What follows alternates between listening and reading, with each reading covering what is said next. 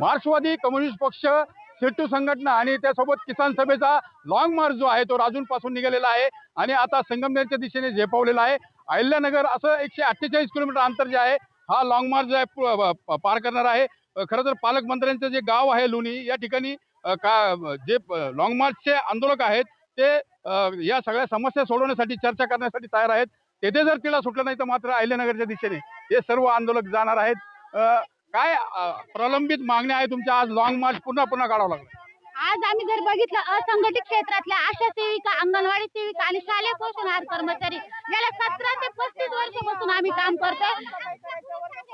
17 ते 35 वर्षापासून अंगणवाडी सेविका, आशा सेविका आणि शालेय पोषण आहार कर्मचारी काम करतोय, परंतु आम्हाला मानधन दिले जाते आणि तेही तुटपुंज. अगदी 83 रुपये रोजामध्ये काम करावं लागतं. त्या 83 रुपये रोजामध्ये घर चालवणं अशक्य आहे. आम्हाला मानधन नको, आम्हाला वेतन हवंय. या मागणीसाठी आम्ही लॉंग मार्च काढलाय आणि हा लॉंग मार्च आमचे जे पालकमंत्री आहेत त्यांच्या ऑफिसच्या समोर आम्ही धडकवणार. हे लाल वादळ काय असतं हे विखे पाटलांना दिसलं पाहिजे आणि हे राजूरमध्ये अत्यंत प्रभावीपणे दिसण्याचा प्रयत्न आम्ही केलाय आणि पूर्णपणे आम्ही आमच्या मागण्या मान्य करूनच घेऊ. बघितलं तर काही महिला होत्या, काय तुमचा प्रश्न आहे नेमकं ते सांगा. परिचारक आहेत आम्ही, पण आम्हाला फुल काम करून घेतात, अर्धाच पगार देतात. आम्हाला पूर्ण वेळ करून घ्या ना आणि पूर्ण वेळ करून घ्यावा आणि आमच्या मागण्या पूर्ण करावा आणि आम्हाला सेवेत कायम करून घ्यावा आणि आम्हाला आमचे राहिलेले मानधन पण काढून द्यावा. एकंदरीत ज्या मागण्या आहेत खरं तर या अंगणवाडी पोषण आहार शिजवणाऱ्या महिलांच्या आहेत. यामध्ये अनेक महिला ज्या आहेत त्या सामील झाल्या आहेत. आपल्यासोबत डॉक्टर अजित नवले आहेत.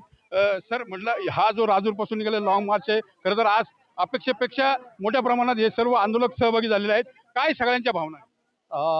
राजूर सारख्या दुर्गम ठिकाणी संबंध नगर जिल्ह्यामधून आणि महाराष्ट्रातल्या सुद्धा अनेक भागातून वेगवेगळे कर्मचारी आलेले आहेत. भात शिजवणाऱ्या महिला, शालेय पोषण आहारच्या महिला आलेल्या आहेत, बांधकाम कामगार आलेले आहेत, अर्धवेळ परिचारक आलेले आहेत, आशा कर्मचारी, अंगणवाडीच्या ताई, आदिवासी भागातले आदिवासी मोठ्या संख्येने सामील झालेले आहेत. जंगलची जमीन नावे व्हावी, भंडारदरा धरणाचं पाणी प्यायला मिळावं या मागण्यांसाठी ते आलेले आहेत. बांधकाम कामगारांची संख्या तुम्ही पाहताय खूप चांगली आलेली आहे आणि म्हणून एक जबरदस्त अशा प्रकारचा लाल बावट्याचा एल्गार हा इथे निर्माण झालेला आहे.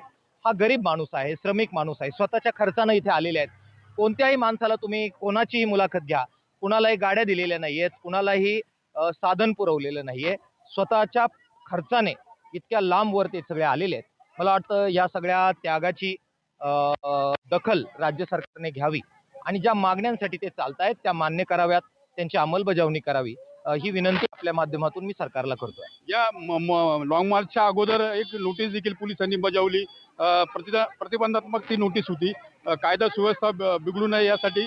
काय त्या नोटीसीकडे कसं बघतो? त्यांनी आम्हाला लॉंग मार्चमध्ये प्रचलित कायद्याप्रमाणे आम्ही कारवाई करू अशा प्रकारची नोटीस बजावलेली होती. मात्र अशा प्रकारच्या नोटिसीला आम्ही बिलकुल डरण्याचं काही कारण नाहीये. आम्ही लढण्याचा निर्णय केलेला आहे आणि त्याच्यामुळे आम्ही लढणार आहोत. नोटिसा येतील जातील, जेल, तुरुंग, लाठ्या काठ्या, त्याला आम्ही घाबरत नाही आहोत. आतापर्यंत अनेक लॉंग मार्च झाले, काही शासन निर्णय देखील मिळालेले आहेत हातामध्ये, मात्र अंमलबजावणी होत नाहीये.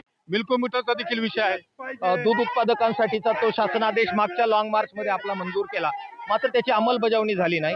त्याचप्रमाणे ह्या आशा आपल्या अर्धवेळ परिचारिका आणि शालेय पोषण आहार कर्मचाऱ्यांच्या पगारवाढीचं आश्वासन त्यांनी दिलेलं होतं, त्याची अंमलबजावणी झालेली नाही आणि म्हणून तो संघर्ष आपल्याला करावा लागणार आहे. निर्णय होतात पण अंमलबजावणी होत नाही, त्यासाठी आम्ही लढतो. हा लढा जो आहे जोपर्यंत मागण्या पूर्ण होत नाही, श्रमिकांच्या असतील, कामगारांच्या असतील, आदिवासींच्या असतील, त्यामुळे हा जो लॉंग मार्च आहे हा आता हे लाल वादळ जे आहे ते अहिल्यानगरच्या दिशेनं झेपावल्याचं पाहायला मिळतंय.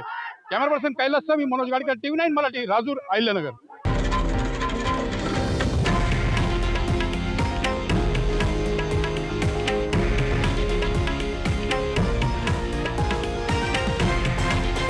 हे आहे देशातील नंबर 1 न्यूज नेटवर्क आणि आपण पाहत आहात TV9 मराठी, एकमेव.